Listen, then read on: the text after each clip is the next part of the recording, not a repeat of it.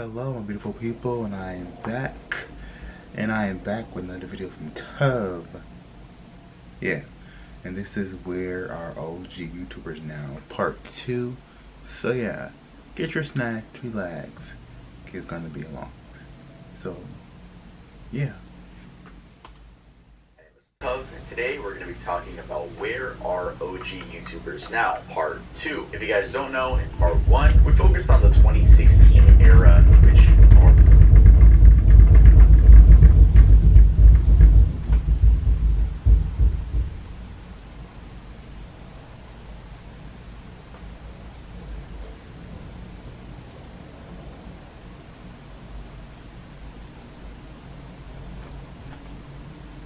I don't know how to say As soon as I start the younger watching people's one of those, OGs, and now we're heading on to longer. the actual OGs. Yeah, this is going to be a fun one for, I would hope, everyone. And guys, we are almost at 2 million subscribers. Actually, don't subscribe, alright? I will earn your subscription by the end of this video. Before the topic starts, I do want to say a big thank you to today's sponsor. Today's sponsor is Opera.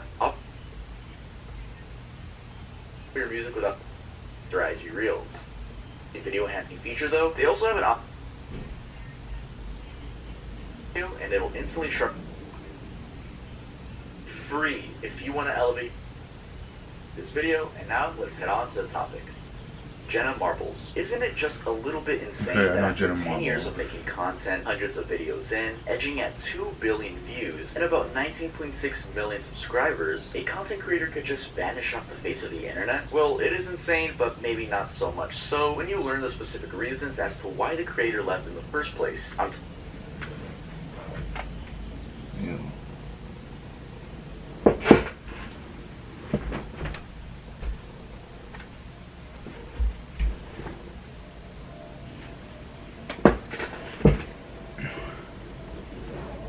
Talking about Jenna Marbles on June 25th, 2020, at the height of the Black Lives Matter movement and its purge, made her final video, an announcement that she was leaving YouTube for good. That now deleted video, however, was more than just an announcement, it was also an apology, and it really simply told the why. Now, how do I know that? Because the video was re-uploaded by a third party, of course. And while she goes on about many things, she apologizes for 2 specific situations. First, a video that she did in 2011 parodying Nicki Minaj, and second, a video from 2012 where she went on a self-described quote slut-shaming rant. She also admitted to having privated some videos where she poked fun at gender-prescribing behavior. Now, I could explain the contents of those videos, but I'd rather just show you. Here is Jenna acting as Nicki Minaj. That video had her being accused of blackface, and here is part of her quote slut-shaming rant. Act like a slut, but I would only judge you in how many dicks you put in your body on a regular basis. Someday, I hope maybe you realize that it feels much better when you're just not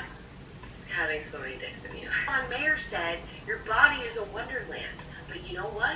It's your choice if you want Wonderland to be an exclusive club, or if you want Wonderland to be like a theme park where kids get in for free on Saturdays with a canned good. I mean, you can see why she had to apologize. Even by 2011/2012 standards, this content was pretty low of her, and fellow creators called her out on it. Lacey Green, a YouTuber who talked a lot about sexuality, sex, and gender back then, for instance, argued Jenna's video was a classic example of a, quote, big wide society problem called slut-shaming. She described it as Jenna failing on behalf of society. Now, as I said, she apologized. Regarding the, quote, blackface video, she said this. And I do just want to tell you that it was not my intention to do blackface. This is the end of the video where I took my wig off.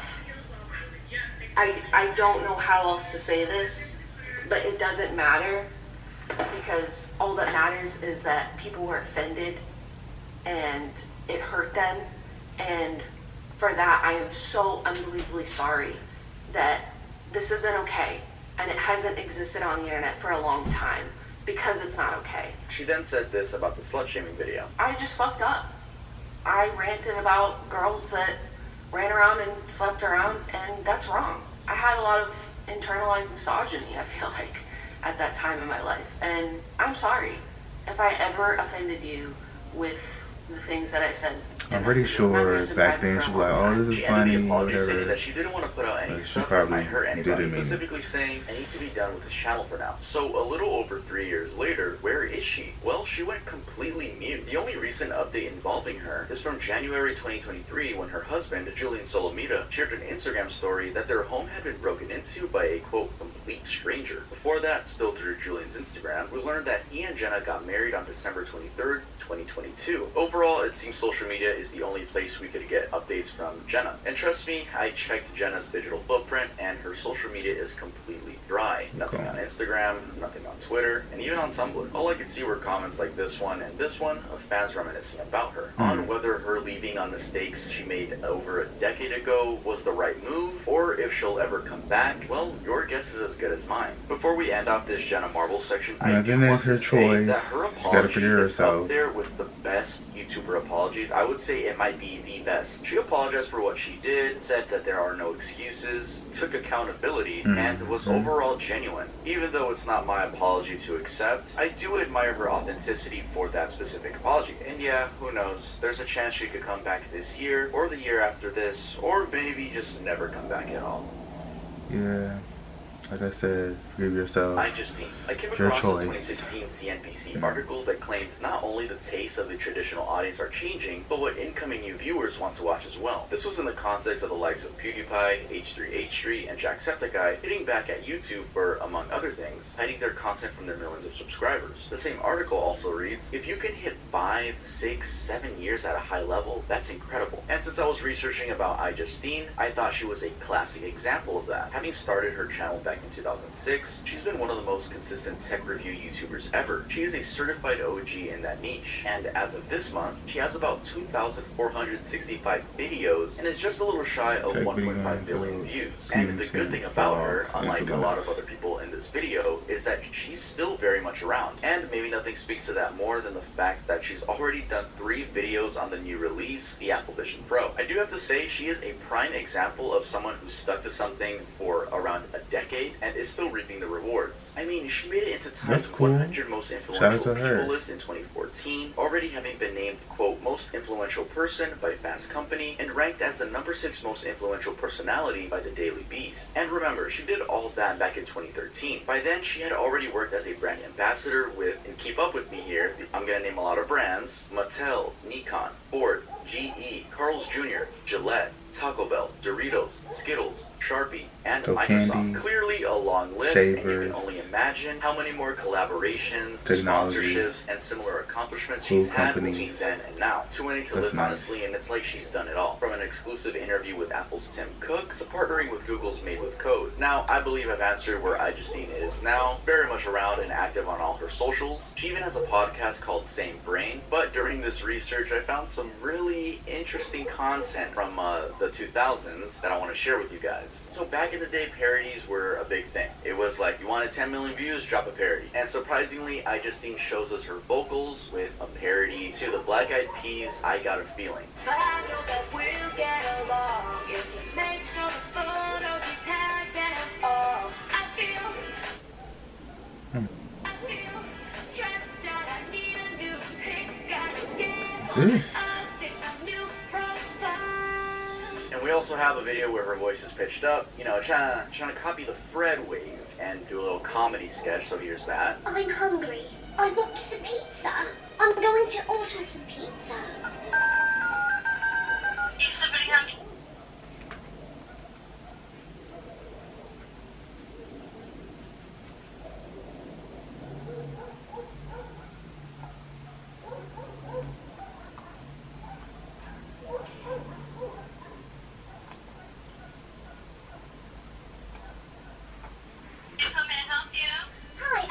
And those 2 videos are from a time where I think she was incredibly popular. Yes, even more than she is now. Sorry to say that she's not peaking anymore, she peaked back in the day. And her new viewers might probably not know this, but she was more of a life caster back then, with a book to show for it. She would do these entertaining vlogs of her day-to-day life, and like you've just seen, song parodies that people love. I mean, that Black Eyed Peas video has 18 million views. And like I said, that time period, around 2009 to 2012, seems to have been her peak viewership era, because the views sort of reduced with time. With only a few other videos being viral, like this one with 7.5 million views, where she was the first in line for an iPhone 6. Some of her other tech videos and collabs have gotten closer to or beat that figure. Overall, a good way to sum iJustine up is that she's a great content creator. And because tech is an evergreen niche, there's a chance she's going to be relevant for a while longer. I mean, think about it. There's new tech always coming out. All she has to do is make a review on it, and she's back to the top of the leaderboards. You know, it's kind of hard to compete with Marcus Brownlee though, but she's still up there. That's the only good thing about being in a niche, is that you always have content. If you're a personality-based YouTuber and you become irrelevant, it's kind of hard to come back to relevancy. I mean, what are you going to do? Pull up a tally and start picking fights on kick streaming? When you have a niche, you always have like a safety rope. Is that even a term? I don't know if that's a term. Unless that niche dies, of course. But with tech, yeah, that's never gonna die. Anyway, let's head on to the next one.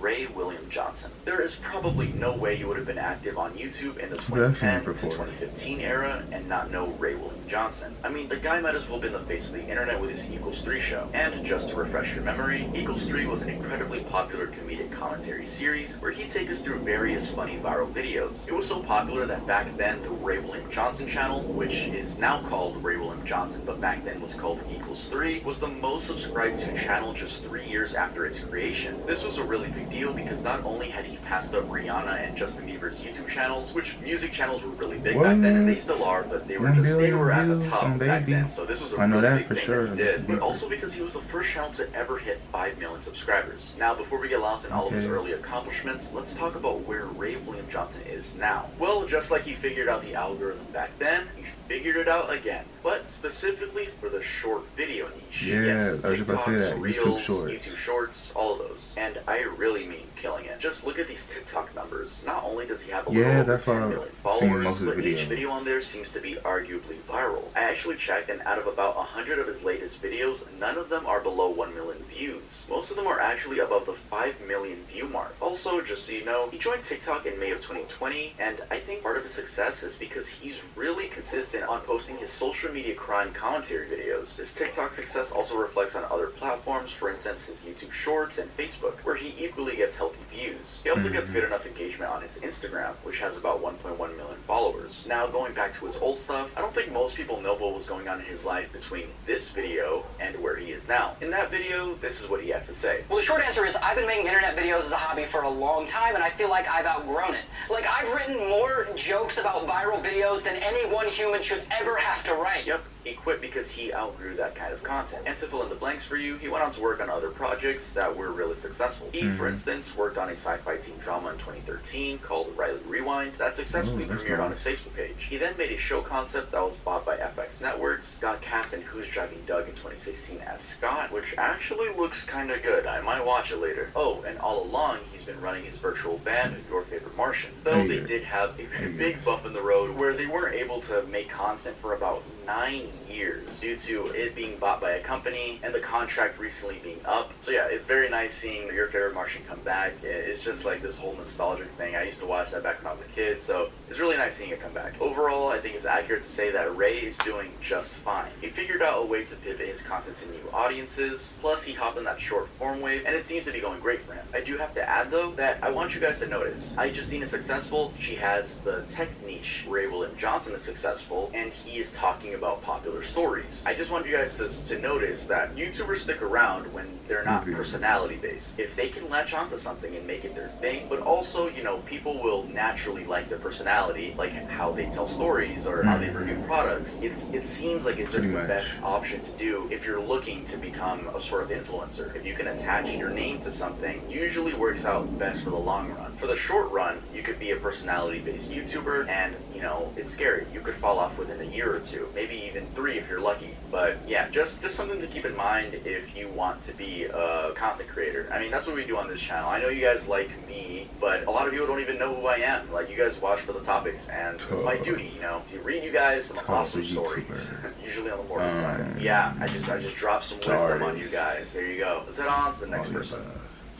Smosh. I actually should have said the next people. Yeah, that would have been proper. So picture this. In 2005, 2 childhood friends joined efforts and create a YouTube channel. By their own admission, they did so, quote, as a way to make each other laugh and just have fun. Unknown to them, it's like they had come up with a magic recipe for YouTube success. That's because just a year later, and congratulated them on Twitter. By 2016, these childhood friends had made it to the list of, quote, highest paid channels, earning about $7 million in the past year. Now, that's all pretty interesting, but what happened next was even crazier. So in 2017, one of these childhood friends, Anthony Padilla, decides to quit the channel out of a creative block, though it would be more accurate to say that his creative freedom was being blocked. That's because earlier on, in 2011, the channel had been acquired by Alloy Digital, later rebranded to Defy Media, who were in control of production. Surprisingly, as he quit just 2 years later in 2019, Defy Media, facing the closure of operations, then sells the channel to another company, Mythical Entertainment. That closure was amidst Defy Media getting called out for quote, and sells the channel to another company, Mythical Entertainment.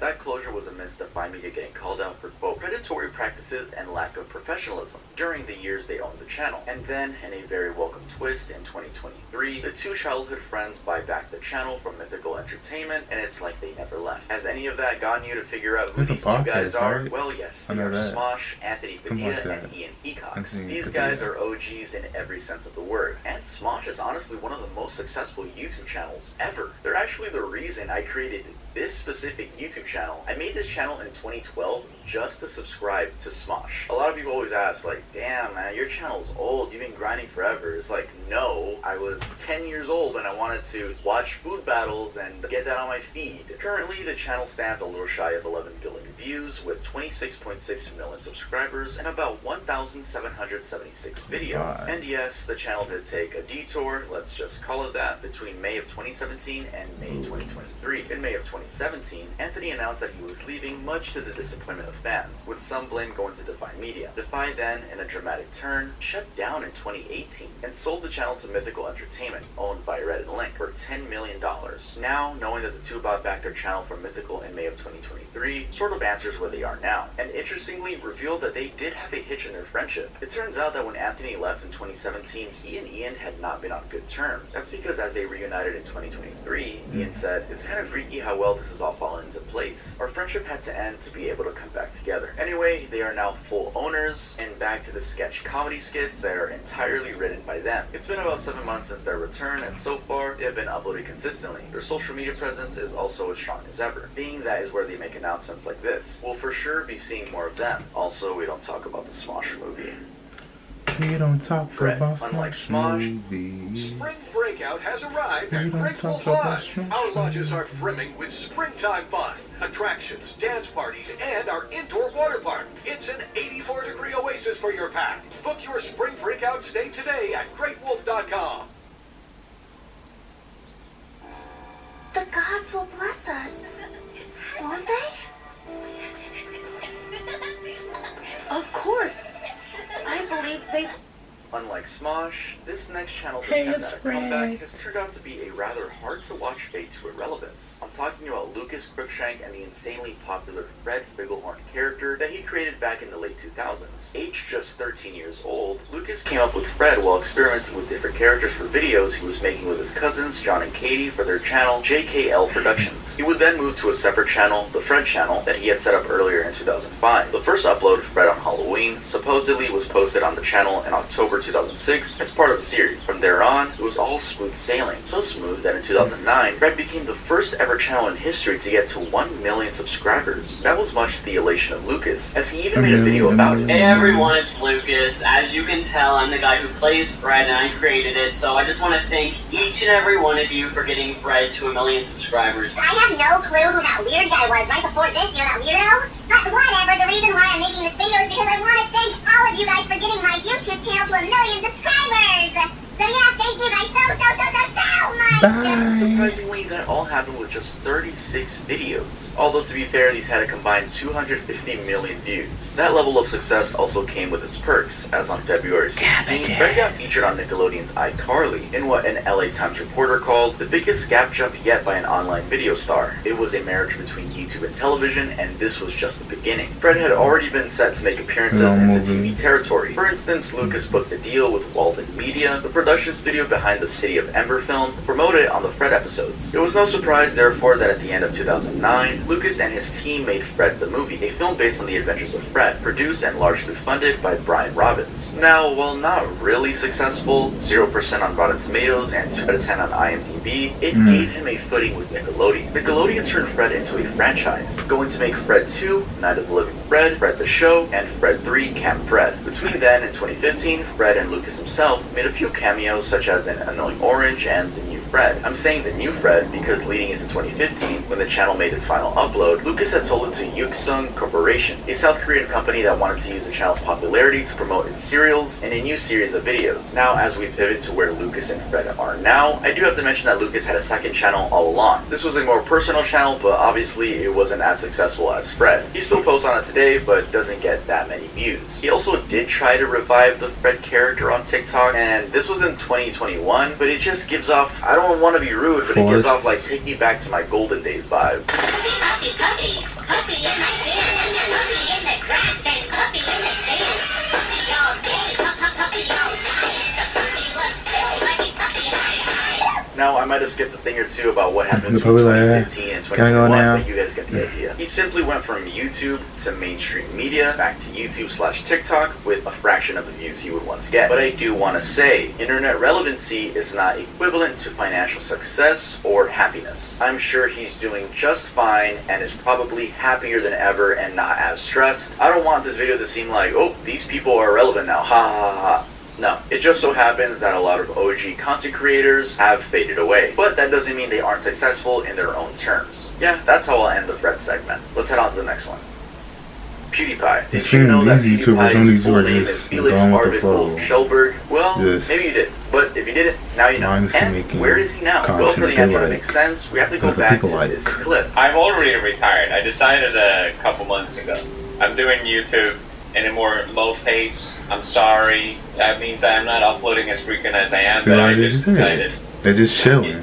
I'm retired. They're just mindlessly making content. Have you noticed any difference? Yep, that was in November of 2020, and just like you heard, by the time he was saying that, he had decided on it a few months back. The point being that he retired or semi-retired in 2020. He also suggested that he might try to live in Japan after retirement, and he indeed followed through on all of those. I looked through his channel, and since that Q&A video, he's been uploading probably at a frequency of once a week, also not on any specific days, and he's just stuck to comedic commentary alongside lifestyle vlogs. He completely moved away from the gaming stuff, and also true to his plan, 2 years into his retirement, he moved to Japan. He made a video announcing this, and he's been there ever since. We actually know this not only because he has an entire collection of vlogs about Japan, but also because one of his recent uploads, barely a month old, is titled Grandparents Came to Japan. In the video, he's taking his baby around, specifically to an aquarium in Kawasaki, to see his reaction. And yes, he has a baby. He made the announcement that he and Marzia, the wife, were pregnant in February 2023, although they had found out earlier on in November 2022. Somewhere in mid-2023, they welcomed baby Bjorn, much to the delight of PewDiePie's fans. Now, while PewDiePie says he's retired, he's still active on most socials, except Twitter. He deleted his Twitter account and has made it very clear he does not like that website. As I already mentioned, he's been uploading on his YouTube channel. However, there's more. In 2021, for instance, he signed a deal with Jelly Smack for them to optimize and distribute his content on Facebook. Then, in March of 2023, his Twitch, which had been inactive for a while, suddenly came back, streaming episodes of Trailer Park Boys. While some thought it was hacked, the truth is that it was all the work of Copilot Media, which apparently was using that footage, which they owned the rights to test things out ahead of the planned rolling out of PewDiePie Infinity, an endless loop of PewDiePie's videos. Barely a month later, the Twitch channel got banned, with speculations being that it had replayed the infamous bridge incident in which PewDiePie dropped the N-word. The channel is actually unbanned, and as of right now has 200 viewers. That's so interesting. I would have thought that the views were dead, or like maybe 2 people viewing. So videos are automatically when you compare it to it having 1.5 million followers, that is horrible. But hey, it's PewDiePie. In November of 2022, videos? He was surpassed by Mr. Beast as the most subscribed to YouTuber. Yeah, so that's really what's been happening lately with this legendary OG creator.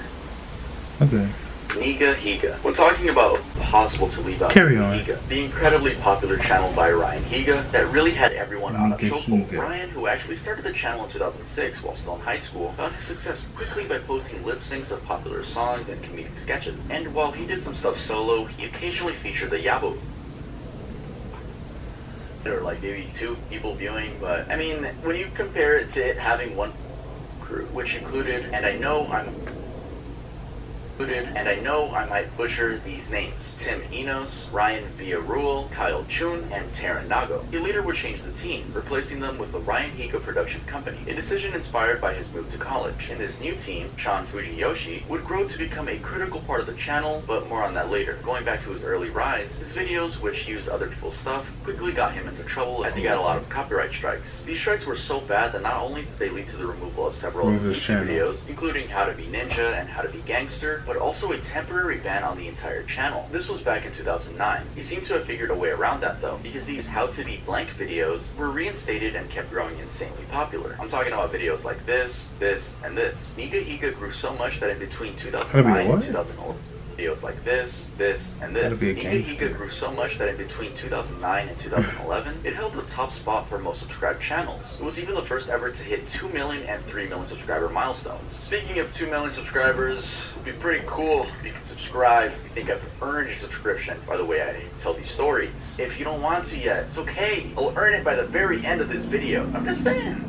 Good segue, that's all. I also have to say that what really made this channel stand out was how much excellence went into it. For instance, this fake Fortnite the movie trailer is absolutely insane and worth the watch. He seemed to outdo himself with every new video. So with all that going on, what happened to the channel? When did it drop off? Where is Ryan today? Well, since 2020, Ryan hasn't uploaded anything on there. He never really directly gave reasons for leaving, but watching a few of his last videos gives the answer. The downward spiral seems to have begun in 2018 when Sean left. He was replaced by Paco, who never really matched up. And it didn't help that allegations of him pressuring someone into sex also came out around that time. Here are the DMs, you can pause to read them. Hold on. You feel wrong, you have the right to be, you need to switch or something, I'll give you the video. How's it on?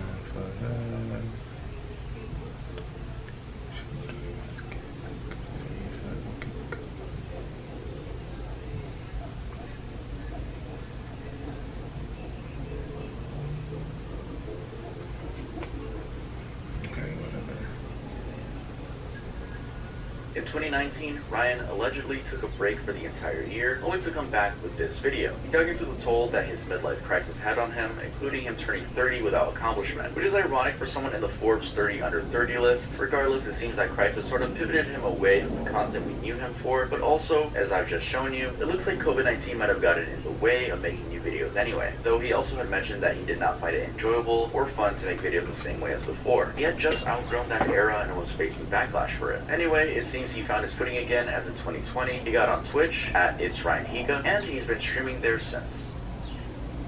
Cool. Prank versus prank, with videos like this one and this one, Prank versus Prank, and BF versus GF, their other channel, are arguably channels that introduce the couples pranking each other trend on YouTube, or at least popularized it. I can They were binge so watch these popular that people, Prank versus Prank like, even topped anytime. USA Today's list of YouTube's top 10 prankster channels in 2013. I know Jenna has her USA channel, Today, they were mainstream. Gina has her channel, and Jesse has And his remember, channel. we're talking about a time, 2008 to 2013-ish, when prankster channels were super popular and extremely competitive. Prank vs. Prank remained top of their game for some years, as they also won a Streamy Award for the Best Prank Show in 2015. Unfortunately, in 2016, things went south. They made this announcement posted on Jen's channel. Why did they part ways? Well, it turns out that daily vlogging ate into their relationship. That's what Jessie said. Jen also had her reason. So combining the two explanations, it's clear that living in the public eye as a couple had become difficult. It simply screwed up what went on behind the scenes. I also have to add that before they cleared the air on what had happened, there were rumors flying around, with crazy theories such as Jessie having cheated and having a secret daughter. Following the breakup, Jessie took over the Prank vs. Prank channel, and Jen took over BF vs. GF. Each would then go on to post on their respective channels, although they didn't maintain the millions of views that were typical to them. A year ago, in a rather pleasant surprise, they made a video titled "We Back," like old times. Though they weren't really coming back in that sense, they were just exploring Philadelphia together and remembering the good old days. Also, about 3 months ago, they reunited with a Q&A on Jen's channel and confirmed that they were not getting back together at all. This is what they said word for word. Mostly, all of the questions are,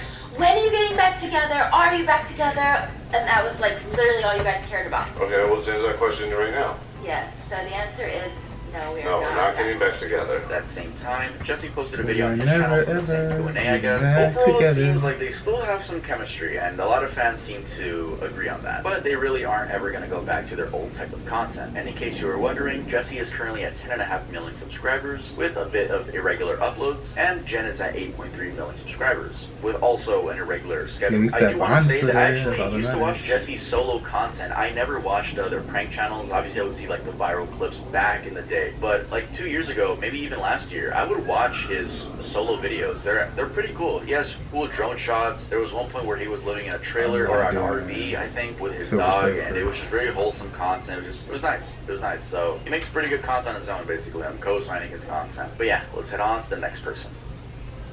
Tyler Oakley. Next up is Tyler Oakley, currently at 6.76 million subscribers. He's not quite as popular as the other OG YouTubers we've covered, but still commanded a rather large audience back then. This is especially true in the 2012 to 2016 period, where he was really killing it with millions of views per video. Some of his stuff, like this, and this, actually did make it past the 10 million viewership mark. Now, all along, Tyler has been a lifestyle YouTuber, and he did so very successfully, even being featured on a frontline documentary, Generation Like, which was all about young people sort of redefining the culture by living their lives on social media. Also, from way back, he's always been an LGBTQ activist and integrated this into his content pretty well. It's clear his big break was around 2013, around the time he made this video, and then kind of slowed down in viewership in 2017. Why? Well, your guess is as good as mine. He kept posting though, but he never achieved those earlier levels of success again. Later, in December of 2020, he surprised everyone with this announcement. Yep, he took a break. He would then come back in September 2022 with yet another announcement. And to recap that for you, he ditched YouTube and became a Twitch streamer. His last video on that channel was this one, where he sort of updated everyone on his journey, quote, aging on the internet. Also, since 2014, he's been doing the Psychobabble podcast, which currently has about 450 episodes. In that update video that he did,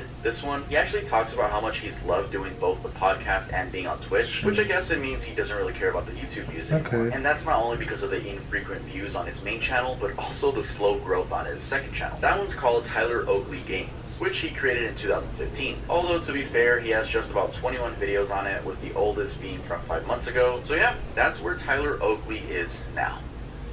Lily Singh. Is mainstream media where YouTuber careers go to die? I'm asking honestly because we already talked about Fred, and I can't help but connect the dots between that situation and the one we're about to talk about. Lily Singh, aka Superwoman, who currently has about 14.4 million followers and a little over 3.5 I used to watch her views, skits like here and there, but it was like I wasn't like a I'm saying big the internet fan. because her videos would both be on YouTube and Facebook. She was easily one of the more mainstream YouTubers. I mean, from 2015 to 2017, for instance, she was on Forbes' list of Very highest pretty, paid very YouTubers, earning a beautiful, whopping very $10.5 million in funny. 2017. That same year, she was named UNICEF's Goodwill Ambassador, and she had a lot more going on, like having a book deal and doing a world tour. Has to Yes, be a she actually boss, did a world tour, going to 27 cities, doing packed meet and greets, and turning the whole thing into a documentary, a trip to Unicorn Island. Then, as if to crown it all, she got her very own late night show on NBC, A Little Late with Lily Singh. Let me just squeeze in here and say that she might have been forced into TV, because when NBC initially approached her, she said no. She had already been burnt out by YouTube. Anyway, late night TV wasn't a good idea after all, as that's where the tide sort of turned. Not only did the show really struggle to get viewership, but she also fell off of YouTube. She sort of already had announced a break, though she kept posting. In a TED Talk that she did in March of 2022, she revealed this. Now, unfortunately, the budget wasn't based on the importance or significance or historic nature of the show. It was based on the 1:30 a.m. time slot that we had.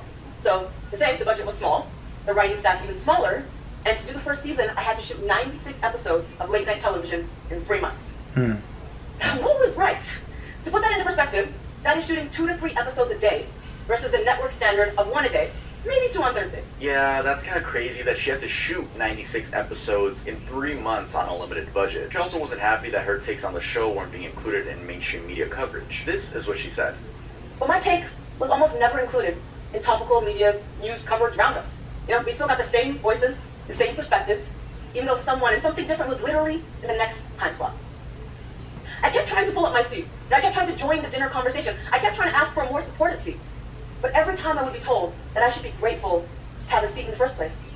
After all, everyone else that looks like me is still waiting outside the restaurant in the cold. After 2 seasons, NBC canceled the show, and Lily moved on, committing to work on projects around content, telling, quote, unrepresented stories under her company, Unicorn Island Productions. She mentioned that had been difficult to do on a late night show. I should also say that she got a lot of hate during this time for being the, quote, worst host, and always, quote, bringing up being bisexual and a woman of color. Anyway, where is Lily Singh now? Well, starting with this article, it seems making shows under her company, Unicorn Island Productions, is the priority now. She's been producing the kids show, The Mindful Adventures of Unicorn Island, and is working on a drama series. Then, on her channel about 9 months ago, she popped back with this. In the video, she explains that while she had been remixing her old content for YouTube Shorts, it was time she made fresh updates going forward. She insisted that she was going to personally, not her team, be doing videos on Shorts and TikTok. And she's been at it since, though it's nowhere near as successful as her old stuff. But geez, 21,000 dislikes? I saw some comments under that video claiming that she only came back to market her movie, but I mean, that's a given. She's gonna come back with an update video, and yes, she's gonna self-promo. There were also a lot of comments claiming that she was unfunny, and I'm not gonna lie, I do have to agree with that one. Very millennial humor that is just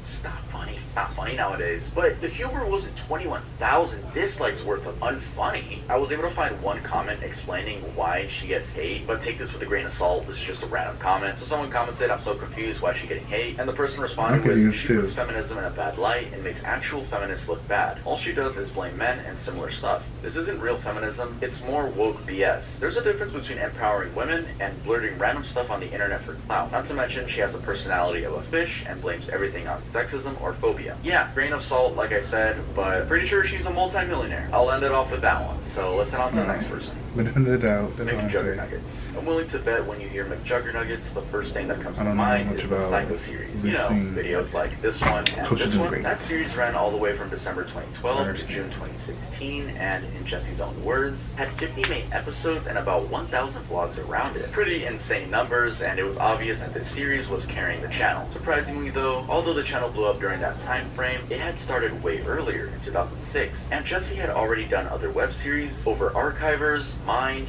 and The Game. Now, what's also interesting is that even though he ended the Psycho series in 2016, he continued to do Psycho videos once in a while, like here and here. Yeah, this could be argued as he just wanted views again. You can tell that's the case because any video in mentioning Psycho Dad instantly got more views than any other of his videos. Also, looking at the recent stuff, the frequency of uploads, at least in the last couple of months, went down with 1 to 2 videos per month. And what is he up to now then? Well, while looking into his gaming stuff on Twitch, I was pleasantly surprised to learn that Jesse is actually the co-founder of Storyfire. You know, the content platform centered around Web3 gaming, social media, and DeFi. That's looking to rival YouTube. It's really funny because in part 1 we spoke about Sky Does Minecraft and the fact that they are the COO of Storyfire, and now in part 2, McJuggernuggets is the co-founder. Really interesting connection. But yeah, that's perhaps where all his attention went to. Basherverse. In 2019, Basherverse, who most remember when he'd play with Sky Does Minecraft and his crew, Team Crafted, came back under the username Toasty Time. Where had he gone? Well, between April 2017 and 2019, he'd been offline, deleting all his social media accounts and videos from YouTube, both main channel and Bash Does Things. This was after allegations of him having dated a minor when he was 18 came up. He actually had made this goodbye/breakdown video, and you can hear him mention Keemstar because Keemstar did indeed interview him on it and made several videos around the allegations.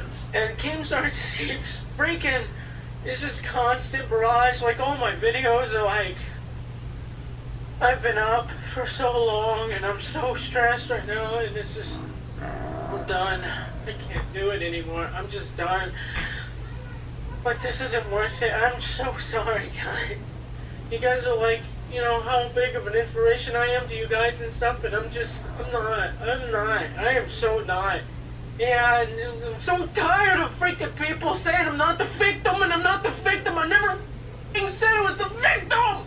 I never said I was the victim. I never once said I was the victim. I'm sick and tired of being called a fucking rapist.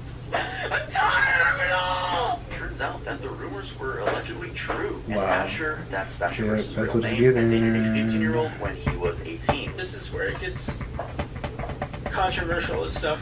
Real She guilty had with that just one. turned 15. She was 15 years old, and I had just turned 18. But yeah, he got charged with sexual misconduct, fined, and credited for the time served. And it definitely didn't help that some of his earlier content, like using his girlfriend's body to fish for views, wasn't the best look. Though that was really a phase. Wow. Anyway, he'd gone away to avoid all of the attention. And when he came back, he changed the channel's name to Toasty. He also got on Twitch and had about 165,000 followers there. I must also add that post allegations, he had been in a really bad place. That's around 2020. And you can tell from this video of his comeback. Now, unfortunately, just a year later, Asher got diagnosed with COVID-19, and it would end fatally for him. In August of 2021, he tweeted this: "Still in the ICU on oxygen. It's hell. Please get your vaccine. You don't want this. Not going to lie, I was very close to death. Now I'm slowly fighting back." He was struggling with both COVID and pneumonia, and sadly, he passed away a little while later. It's safe to assume that by then, he sort of redeemed himself to his audience with comments like these. You can tell people really dislike Keemstar for pushing and pushing and pushing. File with a TurboTax expert for 100% accurate taxes guaranteed.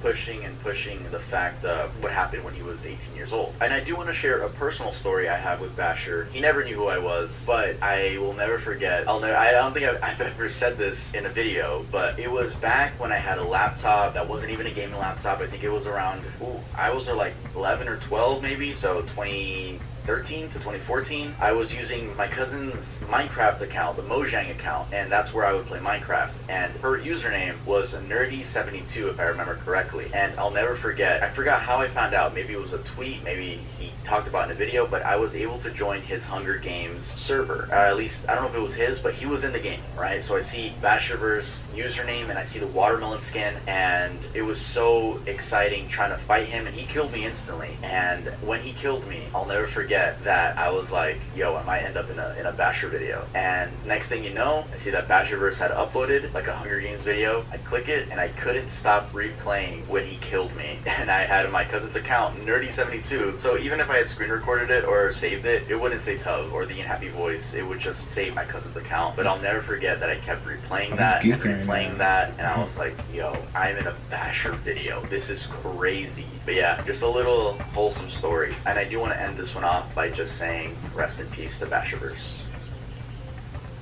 Dan TDM. Last on our list is Dan TDM, who despite having slowed down a little bit, is still massively successful across his platforms. I mean, on YouTube, where he has 28.5 million subscribers and 19 billion total views across 3,700 videos, he still gets decent eyeballs, with most videos being between 500,000 and 1.5 million views. On Twitch, he's equally doing well with about 1.7 million followers. Also, although he didn't start as early as other OGs on this list, he began in 2012, and his Minecraft commentaries were an instant hit, even getting him to about 300 to 400 million views per month at one point. As BBC puts it, his love for video games did indeed turn into a cultural brand. While speaking to BBC, he mentioned that having succeeded so early was a surprise to him. He said, "I think I had 1 million subscribers. At that point, I was gaining 10 to 20,000 subscribers a day," referring to the peak period of his channel. And the achievements didn't stop there, as he would then go on to become one of the most viewed channels at one point. And just for perspective, we're talking of a time when his videos like this and this would get tens of millions of views. Those are the kind of views that win someone several Kids' Choice Awards, set a Guinness World Record, and get them to show up on the highest paid YouTube stars list. Yeah, he topped the list in 2017, having made a whopping $16.5 million a year before. $16.5 million, bro is set for life. By 2020, his net worth was about $31.5 million. And obviously, there's a reason he doesn't really care about views anymore. He seems to was about $31.5 million. And obviously, there's a reason he doesn't really care about views anymore. He seems to be happy to stream on his own terms, and he's now a father. He welcomed his firstborn in 2020 and his secondborn in 2022. Yeah, I'm glad that we can end the video off on a lighter note. Yeah, he's doing just fine, and he's a family man, so shout out to Dan. That's nice. Alright guys, that was the end of this video. If you guys enjoyed, make sure to leave a like. If you are new to the channel, I hope I earned your subscription. Your subscription matters. There's a chance you could be to 2 million subscribers. We don't know. But if you think that this hoodie is amazing, look at that. Wait, hold up. Look at that. Who's that right there? That's your boy Earl, my brand. I did a collaboration with two other brands known as Puffy and First High. Those are my two best friends, so if you guys want to support me and them in terms of our clothing, we are splitting the profit. It's not going to all go to me. Make sure to buy some hoodies. And since this is the end of the video, and I know a lot of you want to click off right now, I do want to give you guys 2 mini announcements, okay? One of them, I am doing a bundle. Starting the day that this video comes out, if you buy an FPE hoodie, you will get free Earl slippers. And also, I want to give you guys an update to my cartoon. There will be a video uploaded on my second channel giving you guys a full update on the status of my cartoon. Long story short, I'm looking for a new animator / team of animators, but there is a sneak peek over on my second channel and on my Instagram. So if you guys want to go check that out, make sure to go check that out. But yeah, 2 Gay Cats is my cartoon where I will be voicing one of the cats. So I got some big projects coming up, and yes, we have some 2 million specials coming up as well. I am grinding. You guys know I'm grinding, and I'm very thankful for you guys sticking by me. But yeah, that's it for this video. I'll see you guys next time. Period. Yeah, some of these YouTubers I know, Prank vs. Prank, Lily Sings, but the main one that I really watch is Prank vs. Prank. All these YouTubers, yeah, they pretty much going with the flow and just, yeah, people going with the flow, doing what they want to do, and just they finally made a name for themselves, most of them. And yeah, shout out to some of the OG YouTubers. So thank you guys for tuning in this video. Like, comment, subscribe, share all the stuff. Till next time, guys.